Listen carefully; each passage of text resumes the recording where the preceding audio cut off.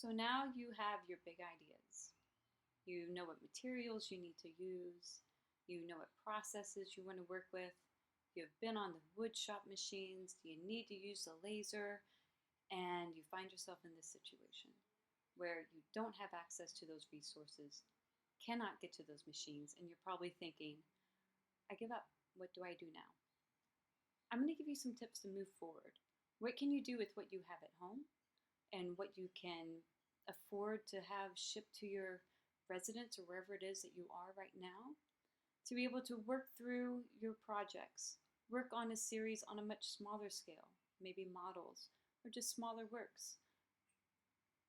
And I promise you that doing this is not a step back, but it is still a move forward. I'm going to show you some of the projects that I've done over the years. Some here in my studio because I don't have a big space to work in. Some from living in an apartment in Los Angeles where it was half the size of my studio and 2 people. And I'll show you what I made given that limited space and limited resources and limited finances as well. I hope that this will give you some tips on what you could do for the next 6 weeks to see through to your series that you need to do for Junior Focus in a way that will help you to problem solve some design issues, some conceptual issues that might arise in your work. Doing all this work at a small stage is actually beneficial. It's going to keep you from spending all that money on the big materials and spending all the time on the big machines, making works that maybe in the end aren't going to be what you want them to be, won't be the design that is best suited for your ideas.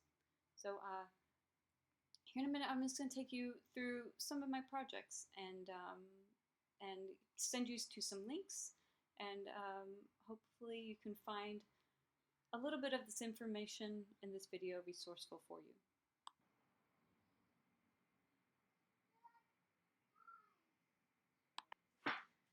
So some years ago, I had to just make work out of a really tiny apartment building, and I didn't even have the apartment to work in. I had to make work in the bedroom I shared with my roommate. But I'm just a stubborn person. I don't stop making. So what did I do? I decided to work small and work a series of small paintings so that if I made 80 to 100 of them, together they made a big work. So I have 2 pieces left over from that time. So suggestion, if you are working small and you're having to do some oil painting, find yourself stuck in a little table, maybe get some small canvas pads, right? These are just like 4x6 canvas pads. And maybe you have some imagery that you realize you could put together, could make a nice little body of work, and paint. I painted 100 horses. Of course I painted horses. 100 horses, porcelain horses with a red background, each dancing in a different way. And then I found some simple wood. I bought some wood from, I don't know, probably a hardware store, lots of cuts of wood. Got myself a little hand cutter and made these really simple frames. They're cutting a little crude, but crude actually worked. Painted them brown.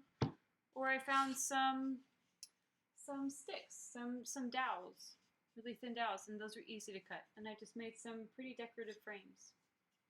And I exhibited the work several times, composing them into different forms, usually a rose, commenting on the run for the roses and my horses with the porcelain rose patterns. So that's one strategy. If you're painting, think, how can I make a lot of work? Break it into pieces, break it into smaller paintings, and then how can you piece all those paintings together in an exhibition later to see what bigger work they can make?